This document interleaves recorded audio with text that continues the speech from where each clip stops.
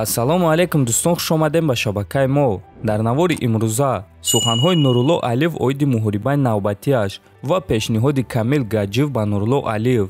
Ва дӯстон, бояд қайд кард ки Камил Гаджиев барои Нурулло Алиев пешниҳоди беҳтарин кард. Барои ҳамин дӯстон наворро то охир тамошо кунед. Нурулло Алиев баъди ғалаба дар муҳориба зидди Кирилл Крюков, ки рӯзи 17 сентябр гузашта буд, дар суҳбат бо журналистон нақшаҳои ояндаи худро гуфт ва дар саволи оё ӯ ба ташкилоти Dana White Contender Series мерава ё не, Нурулло чунин ҷавоб дод: ин нақша ҳоло ҳам фаъол аст. Иншаалло, ман нақша дорам ки моҳи ноябр дар он ҷо баромад кунам. Ман гуфта наметавонам ки аниқ мо баромад мекунем, не ки мо чунин нақша дорем ки бояд баромад кунем. И охирон муҳорибаи ман аз рӯи шартнома буд. Акнун ман ҷангавари озодум, гуфтааст Алиев. Ва журналист аз Нурулло пурсид ки агар як муҳорибаи дигар дар ташкилоти IMC Fight Night гузаронӣ, пас бо кӣ ҷангидан мехоҳӣ? Ва Нурулло чунин ҷавоб дод: дар IMC Fight Night ман танҳо сазовори камарбанд дар вазни 70 ё 77 килограммам, гуфтааст Алиев. IMC Fight Night я только заслуживаю пояс и 70-77. Я только могу за пояс драться и всё.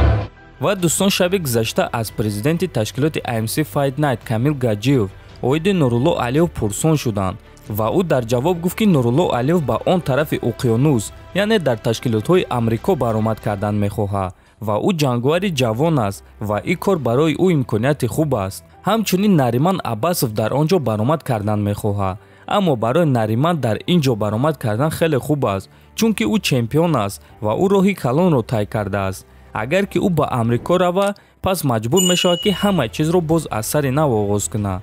Нурулло бошад ҷангавари ҷавоне ҳаст ки роҳи худро нав оғоз карда истодааст ва барои ӯ баромад кардан дар Русия ё ин ки дар Амрико фарқ надорад, чунки ӯ нав роҳи худро оғоз карда истодааст. Лекин агар корҳои ӯ дар Амрико барор нагиранд ва ӯ дар ин ҷо баромад кардан хоҳад, пас мо метонистем ки муҳорибаи ӯро зидди чемпион Нариман Аббасов ташкил кунем ва мо ба ҳар дуи ин ҷангаваро пули хуб медодем. Масалан, мо ба Нурулло Алиев тақрибан 3 миллион рубле дода метонистем.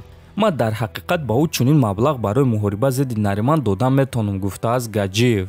Здесь он за бой может с Нариманом 3 миллиона рублей, например, заработать. Хорошо же для вчерашнего студента, для пацана, вот приехал из Таджикистана, да?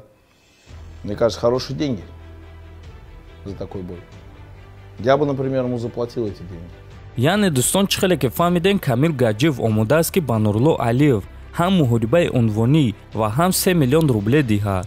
Ва дӯстон, бояд қайд кард ки агар Нурулло дар ин муҳориба ғолиб шавад, пас ӯ барои UFC рафтан имконияти хеле ва хеле калон пайдо мекунад.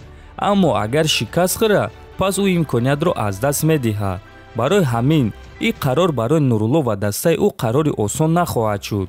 Дӯстон, худи шумо Нуруллоро дар муҳорибаи унвонӣ зидди Нариман Аббасов дидан мехостен ё ин ки дар ташкилоти Dana White Contender Series? Метавонем фикротона нависен. Аммо боша интизор мешавем ки худи Нурулло чӣ қарор мебарорад. Худи ӯ гуфт ки бо дастааш нишаста оиди ҳама чиз фикр карда қарори аниқ мебаронанд. Барои ҳамин мо ба Нурулло муваффақият дар ҳама ҳолат ва дар ҳама ташкилот хоҳонем. Дӯстон, ҳатман фикр ақидоатона нависен, дар канал обуна шавен то бозид хонободу сарбаланд бошен.